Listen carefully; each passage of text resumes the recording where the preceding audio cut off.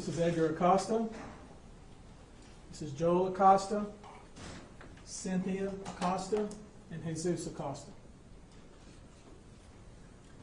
On November 5th, 2021, more than 50,000, mostly young people, attended what was supposed to be a two-day concert event known as Astroworld, put on by Travis Scott and the other defendants in this case.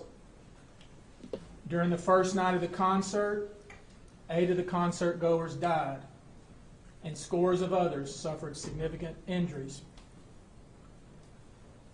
One of those killed was 21-year-old Axel Acosta. Axel died as a result of the phenomenon known as crowd rush. Crowd rush occurs when you have an extremely large and high-density crowd moving in one direction in a confined space. People involved in a crowd rush get carried by a river of people uncontrollably.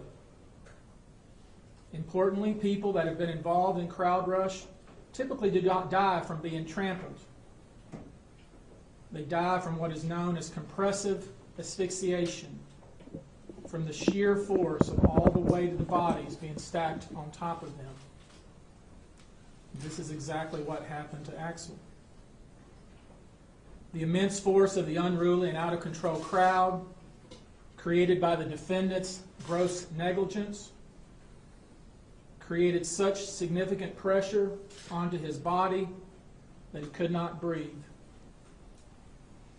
The air was literally slowly squeezed out of him, sending his heart into cardiac arrest.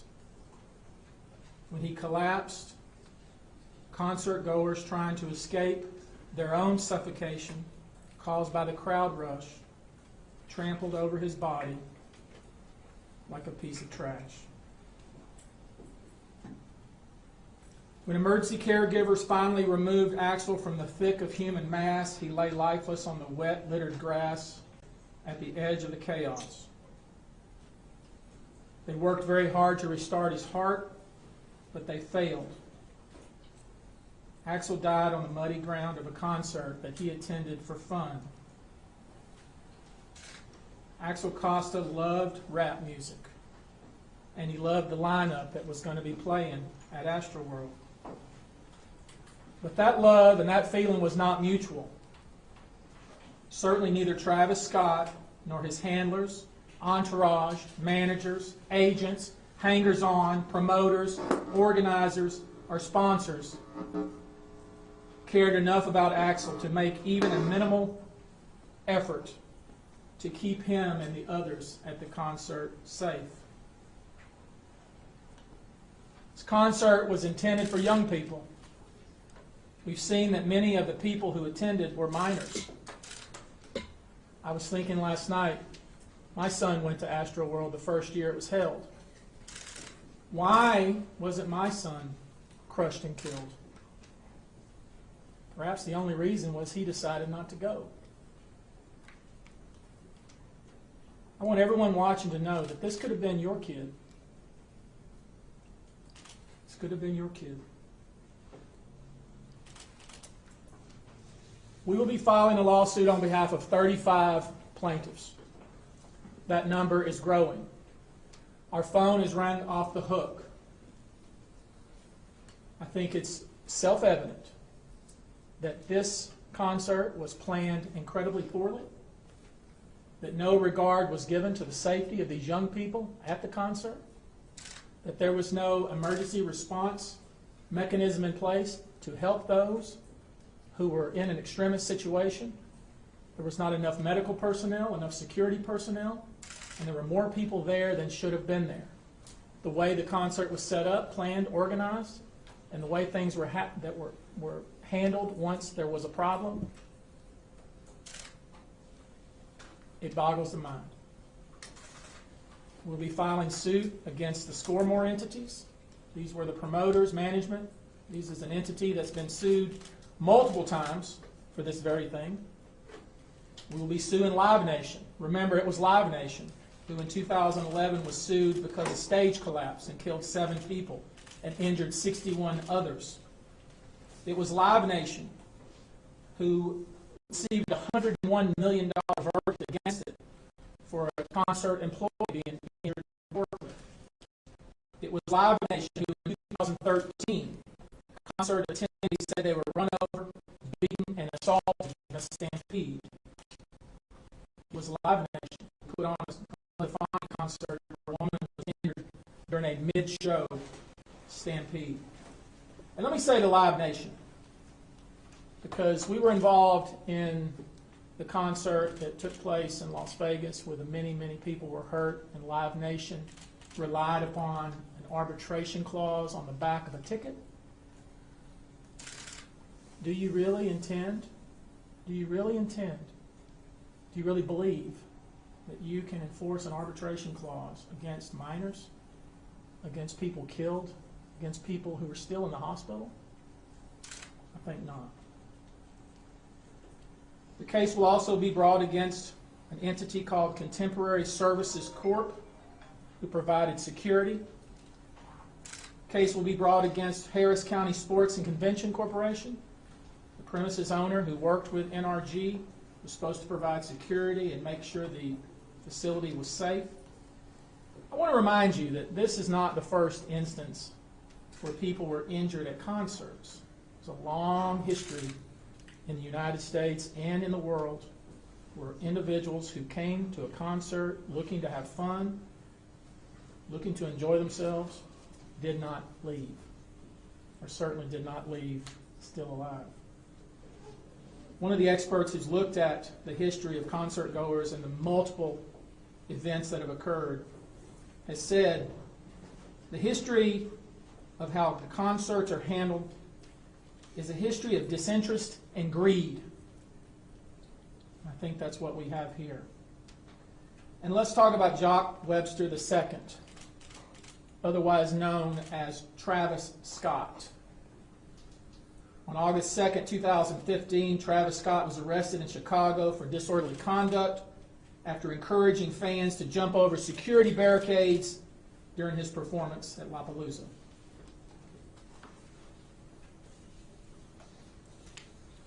In 2017, Travis Scott was charged with inciting a riot, disorderly conduct, because he encouraged the crowd to bypass security and to bypass on-duty police officers.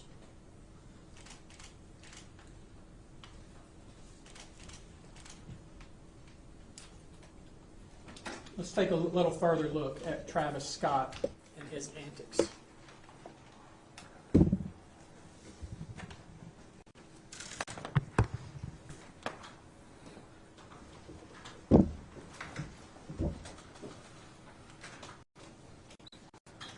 You got sound? This video, you see Travis Scott standing on the stage encouraging people to bypass security and to charge the stage.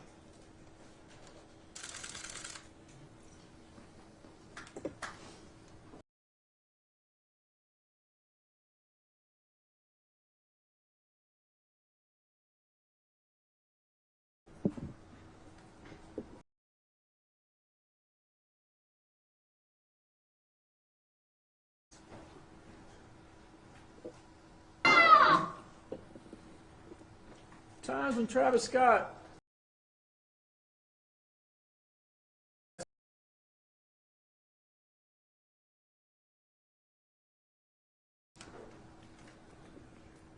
Next slide, please.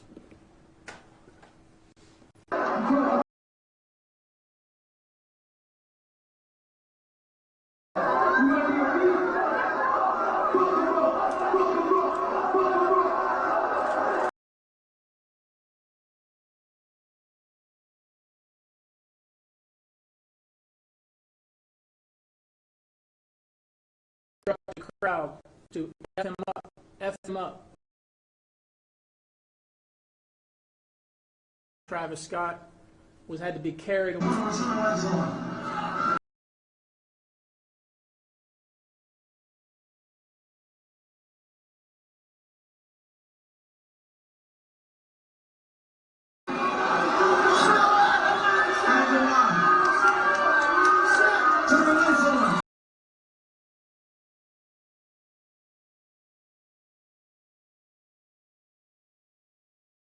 upper levels to jump into the incredibly badly injured because of his conduct.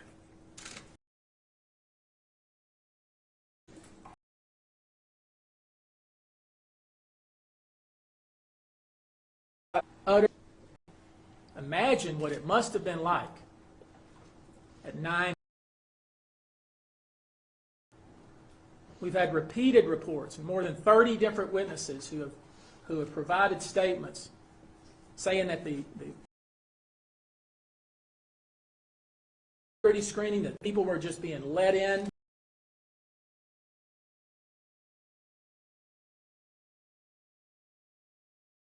That people were taking drugs.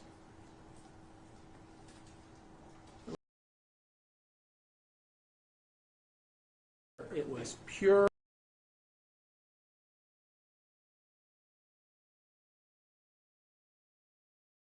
out of attended. All over the internet we see, on TikTok, Instagram, Facebook, and other social media sites, the utter chaos that existed on that night.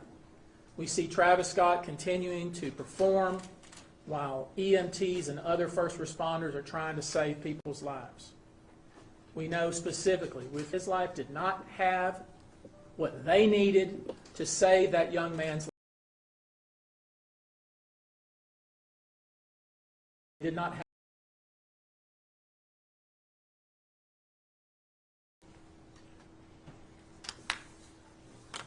I'm not going to show all the various video that we've collected all over the internet, but no one who sees that video would have wanted to be at that concert had they known that's what it was going to be like.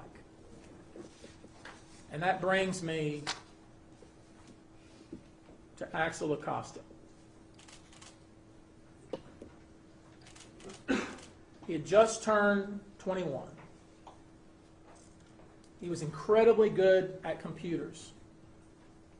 He had just transferred to a new university. He was going to school with his brother Joel. He comes from an extremely close family. His grandmother and grandfather are devastated, just as is his uncle and aunt, brother and father. This was needless. It was unnecessary and could have easily been prevented. We expect to file a lawsuit either today or tomorrow or the next couple of days. We want to make sure we get it right. We want to make sure that everybody is included that needs to be included. In this lawsuit, we intend to change the way concerts are put on, organized, promoted, and managed in the United States and in the world. It's our goal to make sure that this good, decent, solid young man did not die for nothing. I'm going to give you a couple of questions with Edgar. I told him that, as you can imagine, this is crushing for him. He has an appointment this afternoon with the funeral home to make arrangements so his son can go back home. Señora Acosta, Pedro Rojas, Televisión, ¿nos puede hablar en español y contarnos cómo se siente, cómo está impactado usted por lo que le ha pasado? Pues me siento devastado por la pérdida de mi hijo, pero como dice el abogado, esperemos que su vida cambie las cosas de cómo se hacen esos eventos, porque él vino a tener un rato agradable, tenía todas sus cosas preparadas para su regreso, muy responsable en la escuela,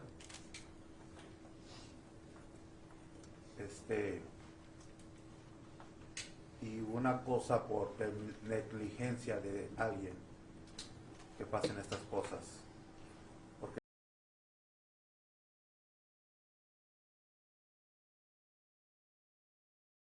wait. We're not doing it that way.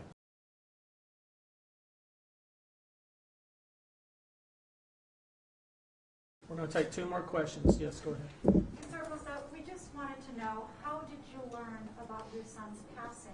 We understand that it took some time for him to be identified. Yes, it took some time because as soon as we received the news, I was trying to get hold of him. I called to his hotel. They tell me that he didn't spend the night. That's why I start calling the sheriff office, the reunification, and they told me, Mr. Acosta, your son is not on the list, so you don't have to worry about anything. He's not on the list from the dead people or injured people. And I told them, well, he didn't spend the night on his hotel, so I'm worried about him. And then my son, he found his phone in the lost and found, right? And so we tried to call again and ask for him for the body without identification. We called the hospitals, we called the sheriff office, and they tell me, no, we have all the names on the list, and he is not on the list. Mr. Acosta, could you please tell us? No, just a minute. I want to make sure we're clear about something. When the Acosta family, when his son's name was not on the list, he also inquired, well, are there anybody who is unidentified? Because they figured out that Axel's phone was in lost and found. And Axel was not the kind of young man that didn't answer his phone or did not stay in touch with his brother or his dad. He stayed in touch with his brother and father. So they knew something was up when they found out that he did not spend the night in the hotel. That is absolutely not like Axel. That's not like Axel. He does not drink. He does not do drugs. He does not stay out all hours of the night. So when they inquired, well, are there any... has anybody been recovered that you don't know who they are? And he was told no, that there wasn't. And it was only until they found the picture going around on the internet that they realized that a member of their family had died. It wasn't just the fact that his son had died and his brother had died. It was the way they found out about it was just horrific. We'll do one more question. Mr. Acosta, could you please tell us, first, what you hope to accomplish with this lawsuit, and what you want the world to know about your son?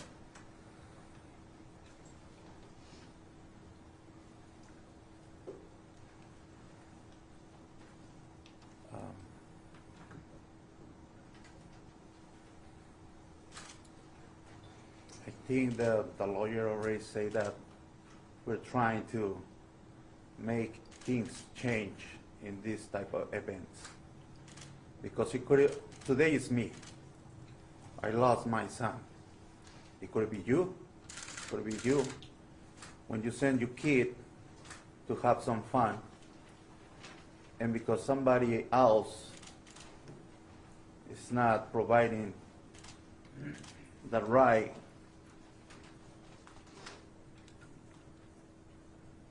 I don't know how I can explain, but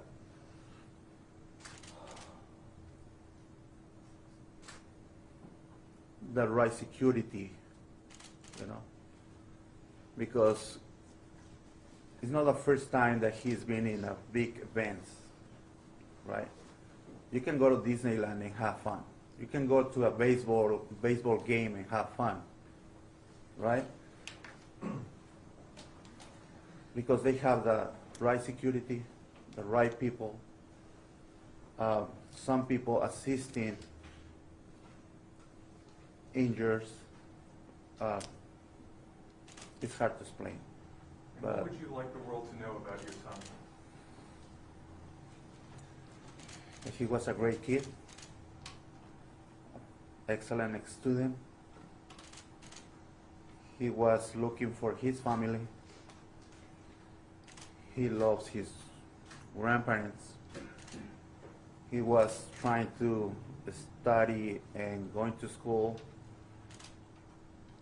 to be, he was trying to be a engineer or computer programmer because he want to provide for his family.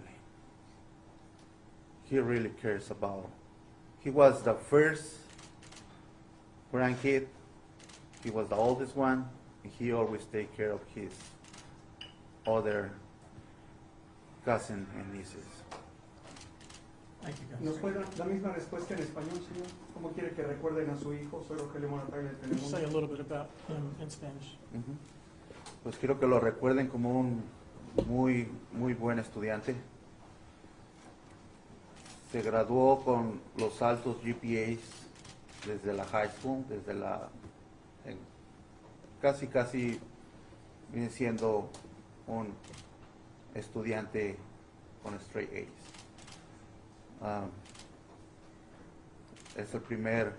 Fue el primer nieto, amaba a sus abuelos, veía por sus primos al ser el mayor y un excelente hijo. Thank you.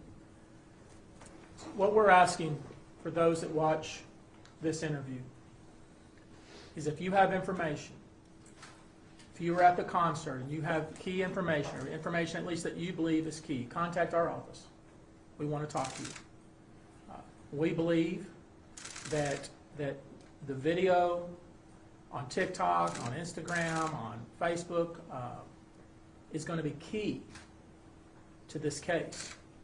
And we ask that if you have such video, that you provide it to us. If you have information, provide it to us. We're easy to find.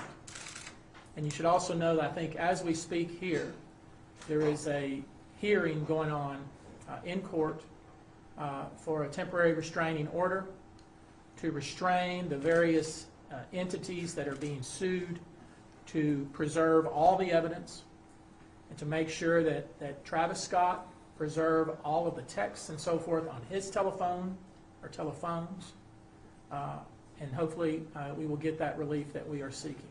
And with that, that is all we're going to do today. Thank you. Can you give us the info on the TRO hearing? Is that happening now? It's happening right now. In which court? I think the ancillary judge is Judge Sandhill. Is it your There's a lot of different lawsuits. Okay, Thank thanks you. very much. Let's switch to-